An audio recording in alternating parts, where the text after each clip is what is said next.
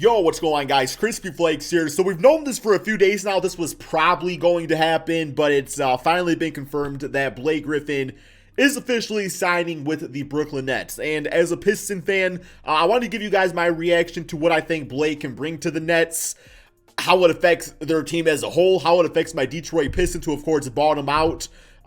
Which, you know, I'm so happy that we did not like stretch out his contract or anything like that. Like, it's going to be done with this season, next season. Then it'll be off the books. So I'm so happy about that, man. But before we get going on this video, guys, I want to let you know that I'm doing, you know, reactions to like the dunk contest, NBA All-Star Weekend, all that stuff. All the highlights will be over on my second channel, Extra Crispy. So link to that in the description below. And that's all I got, man. I don't know. Every single day as a Piston fan, I feel just a little bit more just like hopeless and dead on the inside. But, you know, and it's not so much the part of like Blake Griffin. It's just that how poorly Blake Griffin worked out. You know what I'm saying, man? Like, it would be different if just like Blake Griffin played good for us the entire time. And we got to the point where we were like, okay, well, you know, like we know that we're not winning games with him, but he's still playing nice, so we can trade him and get something back from him. We didn't get a damn thing. We pretty much handed like Bruce Brown and Blake Griffin to the Brooklyn Nets on a silver platter and have absolutely nothing to show for it, man. And Bruce Brown's been killing it for the Nets too, let me just say. Thing about him though is that Bruce Brown was on the Pistons still. You know, like to me, I've always said this. I said that Bruce Brown is like the Draymond Green of shooting guards, where it's like he's really going to be a contender, but if you wanted to be like one of your go-to guys in your team, it's not going to work out. So yeah, it makes sense he's on the Brooklyn Nets. But so we didn't get nothing back for him either, except that Mufasa guy, whatever the hell his name is. But regardless, like, I am happy for Blake Griffin. I'm happy he's going to get to go to a team and try to win a championship. Still getting paid too. I think he gave back, maybe it was like $10 million of his contract, something like that. So the Pistons are basically paying him $30 million this season and next season, which is not like a big deal because it's not like you know, we were going to trade him for anything anyway. We just weren't going to get anything back. I did work out a few trades that I thought made sense, but ultimately speaking, just like other teams didn't feel the need or the want to pull the trigger on it, man. So, yes, real quick here, man. I guess not real quick here. We take our damn time, bro. Got didn't post a video yesterday, man. So, you know, we gotta, you know, want to give you guys some content and stuff, right? So, surely but slowly, we're going to go through, well, not too slow either, man. I want to keep you here all day. I know you guys got plans. Okay, let's just do the damn video. But here we go, man. So, looking at the Brooklyn Nets, I guess the mindset here was to sign Blake Griffin with the intentions of him playing a backup small ball center, which quite frankly, I think is a very, very poor idea, man. I do not think Blake Griffin as a small ball center is going to help this Nets team out at all. And the reason I say that is because what Blake Griffin currently brings to a team is ball handling, good passer, the ability to get to the basket, but, you know, not like he used to. And every now and then, the ability to knock down three-point shots. It's streaky at times. You know, some games he goes crazy. Some games he does not. So, you know, you look at that, it's like when he's at his best, Blake Griffin is still an okay offensive player. Defensively, it's just non-existent. He does not play defense, man. He does not play defense anymore. And maybe, well, I mean, he's never really been like a great defender. You know, back in the day, he always had like his athleticism to rely on, so you could use that. But he's never been like a good shot blocker or anything like that, man. But, you know, just when you're an athletic player, that still allows you to stay in front of people. But Blake Griffin, like, he doesn't really have the athleticism to stay in front of like the super athletic like forwards anymore. So maybe that's why they're playing him as a center. But even from a center standpoint, you know, 6'9", 250 pounds, I mean, I don't see a guy like Blake Griffin stopping Joel Embiid or Nikola Jokic or Vucevic or Sabonis or any of those guys, man. I just don't really see that. So I don't really know how he gets utilized as a small ball center. And, you know, be quite frankly, like the last thing this Nets team needs is offensive help. They got so much great offensive players on this team already. So in my honest opinion, like for one, I don't think I would start Blake Griffin. I think Joe Harris shooting like 56% from three on the season or something like that. Like he deserves to still be the starter of this lineup. So, you know, I totally get that. Like this is still their five. I do not think Blake Griffin should be in the lineup here as the starting power forward alongside DeAndre Jordan. It would be fun to watch, but yeah, Joe Harris definitely deserves that spot. Like he's been killing it, right, man? Like he's a consistent three-point shooter, which is what this lineup needs more so than Blake Griffin. If I'm being honest, I would just keep Blake Griffin as a power forward, on the bench. Because you could use Bruce Brown as really you could use Bruce Brown and Blake Griffin as the main ball handlers, which is essentially what it was, on the Detroit Pistons. Like, both these guys handled the basketball. They were never listed at point guards, but they were main ball handlers of the offense. And I would totally continue to use Nicholas Claxton. This guy's had some beast-ass games for this Nets team. So I think it's kind of pointless, man, to bring Blake Griffin on this team as a center, and then now you're going to bury Nicholas Claxton, who should definitely be getting playing time. I think you keep Blake Griffin as that power forward, man. And at times you can run Blake Griffin out there with DeAndre Jordan, and you can, when you want to bench Joe Harris, whatever, put KD back at the 3 spot. It makes a lot more sense that way. But yeah, they want to use him as a small ball center.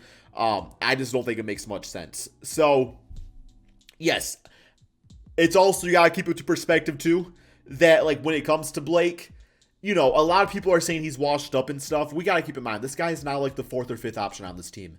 So, yes, you could say maybe he's washed up as number 1 or number 2 option, but having Blake Griffin as your 5th option on your team, you're in a pretty damn good place. You can say whatever the hell you want about with Blake Griffin, but at the end of the day, this Nets team still has Kevin Durant, James Harden, and Kyrie Irving, and Joe Harris. Gotta show him his respect, man. This guy's been killing it, right? So, yeah, I think as far as, team fit, I don't think, I think Blake Griffin definitely, there were better fits out there. But from trying to be a guy that's coming from being known as washed up to now it's whatever he does for this team will just be good. That'll be fine. And, trying to really up himself in his value and stuff like that, man. I think the Nets are a good choice in that sense. Now, looking at the Detroit Pistons side of things, I don't really think things change all that much with them. Obviously, with Blake Griffin being bought out, we still owe him that money. So, like I said, I think $5 to $10 million, something like that roughly is freed up this offseason. So you have that to maybe extend the contract of a Dennis Smith, who's been pretty promising at times for the Pistons this season. Use that money to re-sign a Saban Lee, who's on, I believe he was on a 2-way contract. I don't know if he's still on that 2-way or not, but regardless, man, you'll get him signed for some money out there. But from a player progression standpoint, it's a good thing because, the Pistons have not had Blake Griffin for weeks now, so, we've kind of already seen this team without him, but regardless, it's now that he's not out there at all taking any minutes, that's more minutes to develop Sadiq Bey, that's more minutes to, give to Doumbouya out there, man. So, yeah, I think it works out from that standpoint, like I said, having a little bit of money freed up.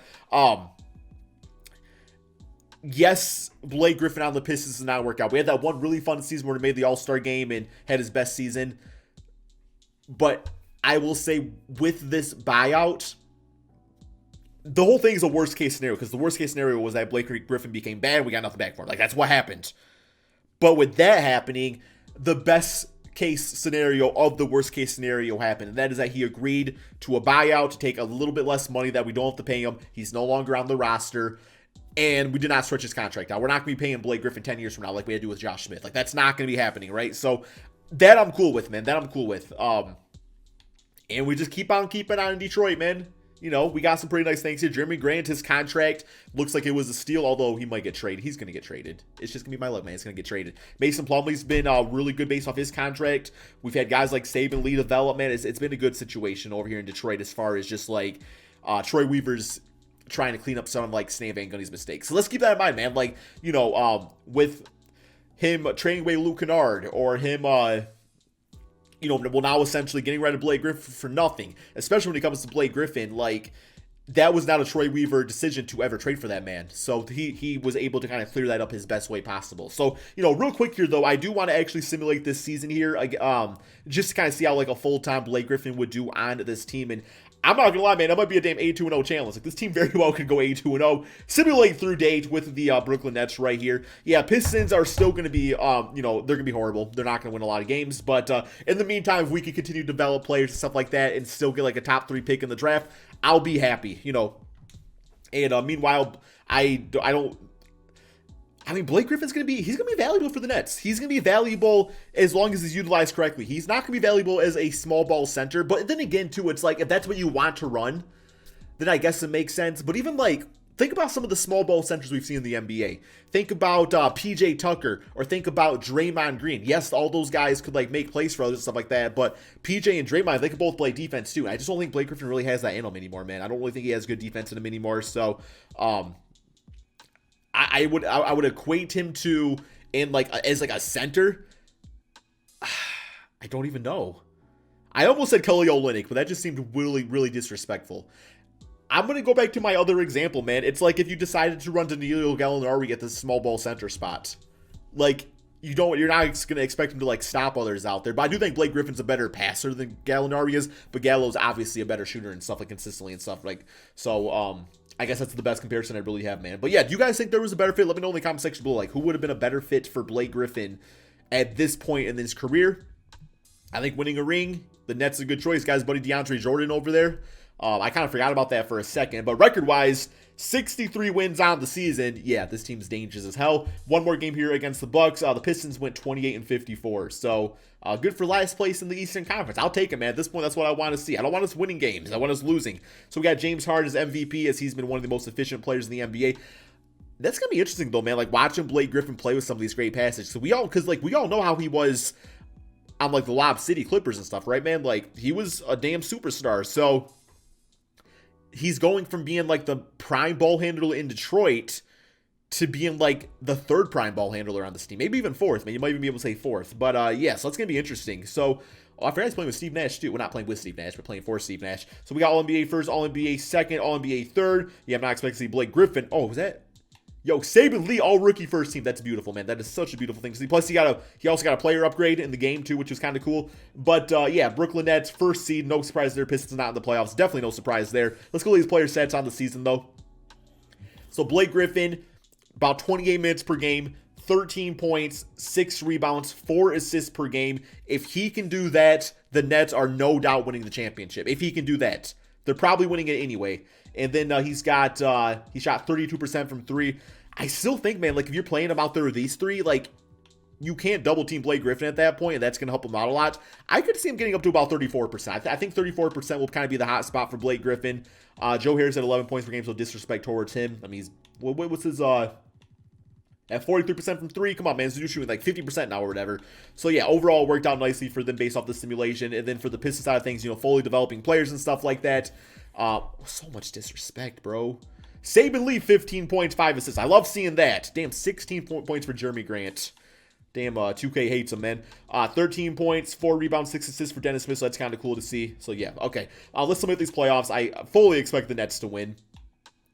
This team is going to be impossible to do rebuild against, man. Like, the Nets are going to win every single time. And there we have, they won it right there. James Harden as your finals MVP. Closeout game looking like this. Blake Griffin didn't do much, but there's going to be games like that where he just doesn't need to do much or just doesn't do much. But you still have James Harden, Kevin Durant, and Kyrie Irving. So, yeah, man. I don't got really much more to say about this.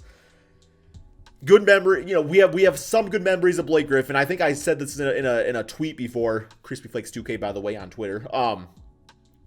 I said Blake Griffin is like a coworker friend, where you have some good memories, but once you find a new job, you'll probably never see them again, and that's okay because you still have those memories.